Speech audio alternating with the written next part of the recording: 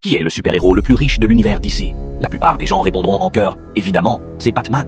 Et ils n'auraient pas tort. Mais attention, il existe un autre héros qui pourrait facilement racheter tout ce que possède Bruce Wayne. Oui, même la Batmobile et la Batcave. Ce héros, c'est Cyborg. Cyborg, ou Victor Stone pour les intimes, est l'un des membres clés de la Justice League. La moitié de son corps est faite de technologie, et son cerveau fonctionne comme un super ordinateur quantique, connecté non-stop à tous les réseaux de la planète. S'il le voulait, il pourrait transférer 1000 milliards sur son compte en banque en une seconde. Tant que les règles de la finance tiennent, il peut acheter sans souci tout l'empire de Batman. Mais alors, comment Victor est-il devenu ce super-héros high-tech?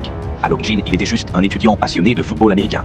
Son père, lui, était un scientifique plongé dans l'étude de technologies extraterrestres. Trop absorbé par son travail, leur relation père-fils était plutôt distante. Puis, un jour, tout bascule. Un terrible accident de voiture emporte la mère de Victor et le laisse, lui, gravement blessé. Il perd littéralement la moitié de son corps. Son père arrive trop tard, mais jure de tout faire pour le sauver. Et c'est là qu'entre en scène la Mother Box, une mystérieuse technologie laissée par Darkseid. En étudiant ses capacités à reconstruire la matière, son père décide de tenter l'impossible. Fusionner Victor avec la Mother Box. Et surprise, ça marche. Victor renaît sous forme de cyborg, un être mi-homme, mi-machine, avec des pouvoirs surhumains. Il peut voler, résister aux attaques les plus puissantes, et son plus gros atout, c'est son cerveau. Il peut espionner n'importe quel système réseau, et même, attention, contrôler des missiles nucléaires d'un simple clignement d'œil. Il pourrait envoyer une ogive sur ta maison juste parce qu'il a éternué. Heureusement, Cyborg est du bon côté. Il préfère aider les gens en difficulté et leur faire des virements surprises plutôt que déclencher une guerre. En bonus, il peut aussi contrôler n'importe quelle machine.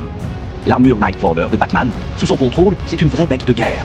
Bon, contre Steppenwolf, ça faisait plus chatouille qu'attaque massive, mais l'intention y était. Certains diront que Cyborg n'a pas assez de scène et qu'il est un peu sous-estimé. Mais en réalité, dans la Justice League, il est le pilier central. Sans lui, impossible de connecter les Mother Box, de ressusciter Superman ou de stopper Darkseid. Dans la suite, il crée même un tapis roulant cosmique pour permettre à Flash de remonter le temps et sauver le monde. Rien que ça. Alors oui, son canon à Sonic envoie du nouveau, mais il ne fait pas non plus des ravages. Pour l'instant, il ne tape pas très fort, mais son corps peut évoluer. Cyborg peut devenir encore plus fort. Et qui sait, peut-être qu'un jour, même Batman lui demandera un petit prêt.